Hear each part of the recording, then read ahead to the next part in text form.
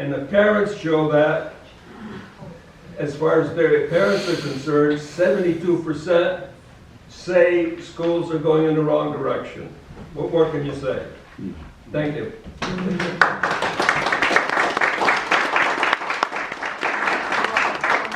anybody have any questions? Yeah. I have a list here, I've been handed by a certain person, of 3 potential governors of Connecticut in 2026. Demis Claridis, Heather Summers, Aaron Stewart. Tell me which one would be the best governor? Or are they all the same? Others have other ideas. You know, someone else is suggesting Leo Levy to govern. Leo Levy. I didn't say that as a personal reference, but as a protagonist question. That's all. Well, I mean, they are familiar with each of them, and they've got their strengths and weaknesses, that's all you would say. Well, you got to do your research into their position on CRT, DEI, then your eyes will be opened up like mine were. Now, who gave you the thing on the communists? Linda. Linda, yeah. Oh, There's okay, there's a fantastic film yeah. where the presenter is showing how Connecticut, specifically Connecticut, has really become communist in terms of the political arena, and then particularly the Democratic arena. All photographic evidence. He's not just making, statements. It's a fantastic film to watch because it's unbelievable what the Communist Party has done to this state and is doing now. It's not a question of a threat. They're doing it now. And behind that is the Communist Party of China. Yeah. They're behind a lot of this stuff. Could I add something to that? Okay, so among my other activities, I'm a publisher for Yankee TV News, and we do a weekly Monday broadcast. And for 2 years, I did a special thing called Connecticut Comedy of the Week. And in the process of doing that, to reinforce what Armin was saying, every single member of the Connecticut delegation to Congress had some form of communist connection. It was shocking to see. Tony Walker, I think that's his name, Tony Walker, who used to be the mayor of New Haven, at least 6 affiliations. Tony Hart. Tony Hart, sorry, Tony Hart, right. And we do have something called the Connecticut Communist Party. And the Connecticut Communist Party is one of the oldest communist parties in the country. And anyway, who here's heard of Trevor Loudon? Any Trevor Loudon fans? Okay, so Trevor Loudon has devoted his life to researching all that is communism. And makes a point of the fact that Connecticut early on was picked as a strategic state in which to build out the Communist Party. So that meant taking over all the different facets that could be key institutions for the state. And yeah, no, it's a problem. Armin's absolutely right. Any more questions? Well, I just wanted to say thank you for the information because I, about a year ago, tried to find out what were the test scores. Yeah. Really hidden deep, so I really appreciate this. That 13 page, you get all kinds of data about the test scores. It takes a lot of work to find out. Oh, yeah.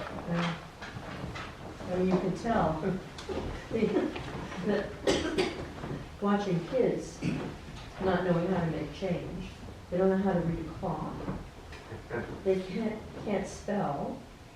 I mean, Write a script. Well, remember this about when I say the math scores are down, it's not math. We're talking 8th grade math, which is arithmetic, not mathematics. You're just talking calculations that they don't know. It's incredible. I went in a local deli and I wanted to get a grinder. And I thought, for my husband, and I thought, well, they usually split it in half. And I thought, you know what, he can eat 2/3 and I can eat 1/3. I said, I saw them conferring in the corner. I got to slip down the middle. But you had a question? Yeah, I don't know if this is a microcosm of other states, but we went to many Board of Education meetings. And what we found there was what I see in this room. There's roughly 25 people here, and almost everyone who's over is a senior. Where were the parents at these meetings? Yeah. We that's a saw good one question. parent. One. So and where are they? It's the grandparents. They're not Wait a minute, let me just defend the parents for a second. Okay. They're afraid to speak up because their kids get retaliated against. Yes. That's exactly what it is. We know many people in the community here that wanted to come and be on Moms for Liberty, but they actually said, you know, if the school gets wind that we're supporting you, then they're gonna retaliate against my child and blah, blah, blah. So unfortunately, even though a lot of the people that I know agree with everything that we're saying in this whole thing, because my children are all grown now, we have to fight for them.